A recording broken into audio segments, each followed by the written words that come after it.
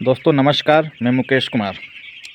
आज हम बात करेंगे सर्दी के सीज़न में हम अपने चिक्स को किस प्रकार मरने से बचाएं और किस प्रकार उनकी देख रेख करें। दोस्तों, फार्मिंग के व्यवसाय में यूँ हम कहें कि पोल्ट्री का अगर हम व्यवसाय करते हैं तो हमें जो ब्रूडिंग करनी होती है वो बहुत ही महत्वपूर्ण भूमिका निभाती है, क्योंकि मेरा जो पर्सनल काम है वो किसानी करना और दूसरा फार्मिंग करना। वैसे तो हम और भी व्यवसाय करते हैं, बशर्ते पोल्ट्री फार्मिंग जो हमारा व्यवसाय है इसे हम तकरीबन कई वर्षों से कर रहे हैं।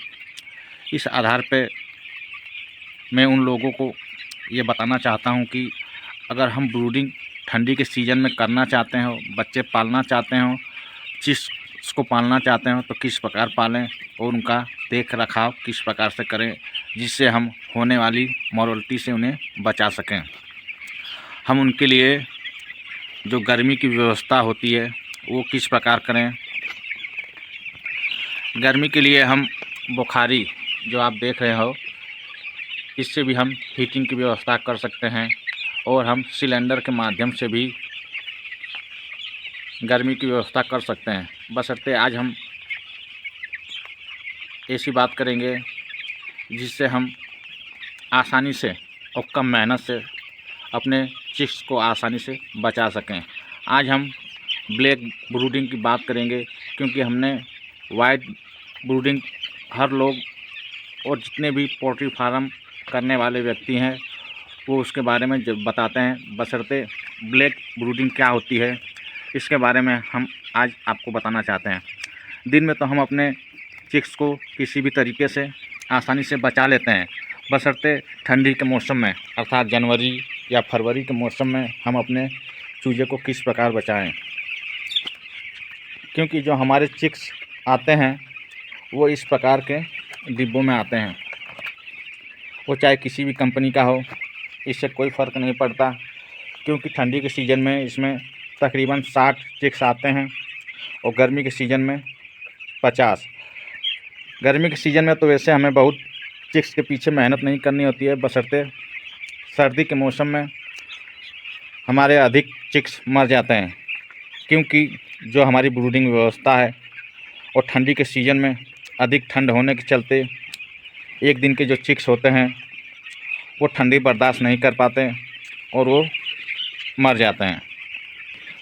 तो प्रथम और दूसरे दिन के ब्रूडिंग के लिए हम ये कहेंगे कि जब हम चिक्स को अपने फार्म में छोड़ते हैं तो सर्वप्रथम जो भूसी और अखबार बिछाते हैं वो प्रक्रिया अगर आप कर लेते हैं, उसके बाद अगर रात का समय हो जाता है और चिक्स कंट्रोल से बाहर हो रहे हैं, टेम्परेचर मेंटेन अगर नहीं हो पा रहा है तो जिस गत्ते में हमारे जो चिक्स आए हुए होते हैं उन्हें हम उतने ही क्वांटिटी में वापस भर सकते हैं, जिससे कुछ मॉर्टलिटी कम हो जाती है।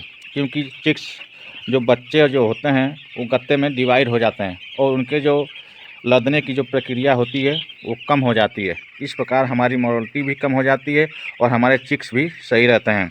बशर्ते जब हम सुबह सुबह उन्हें उन डब्बों में से निकालते हैं तो हमारे चिक्स एक दूसरे पे लदने लगते हैं और मॉर्टलिटी हो जाती है। इसलिए हमें जब सुबह चिक्स को निकालें तो उनके आधे घंटे से 1 घंटे तक अच्छी देख रेख करें।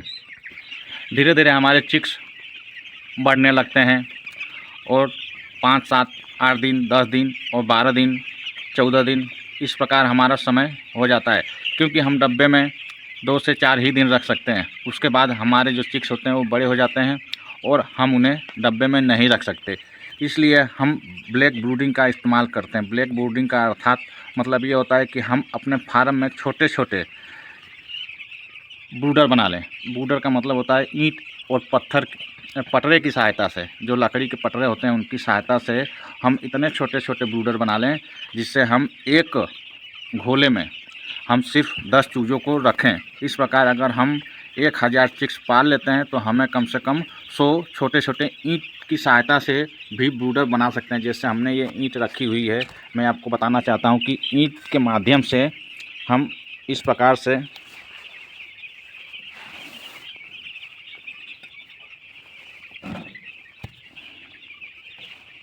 इसमें हम आसानी से 10 चिक्स रख सकते हैं। और जब हम चिक्स को रखें उस समय जो हमारी लाइट की व्यवस्था है वो धीरे धीरे हम कम कर दें, और अंतिम में हम बहुत ही साधारण जलने वाली लाइट का ही इस्तेमाल करें, जिससे फार्म में हमारे बहुत ही कम प्रकाश रहे, जिससे चिक्स आसानी से हमारे बनाए हुए छोटे से घेरे में रह सकते हैं और उनके जो लदने की प्रक्रिया होती है वो कम हो जाती है। अर्थात वो लदते भी हैं तो उनकी मोर्टेलिटी नहीं होती है, क्योंकि चिक्स कम होने के चलते उनकी मोर्टेलिटी कम हो जाती है। और सुबह होते ही हम अपने बनाए हुए छोटे से घेरे को हटा देते हैं और पानी और जो दवा लगानी होती है वो हम लगा देते हैं। इस प्रकार हम चाहें तो अपने चिक्स को कम से कम 10 से 15 दिन तक आसानी से संभाल सकते हैं। इस प्रकार कोई भी किसान या फार्मर इस विधि को अपनाना चाहता हो आसानी से अपना सकता है। बहुत ही अच्छा उपाय है। यहीं पे मैं अपनी वाणी को विराम देता हूँ। जय हिंद, वंदे मातरम।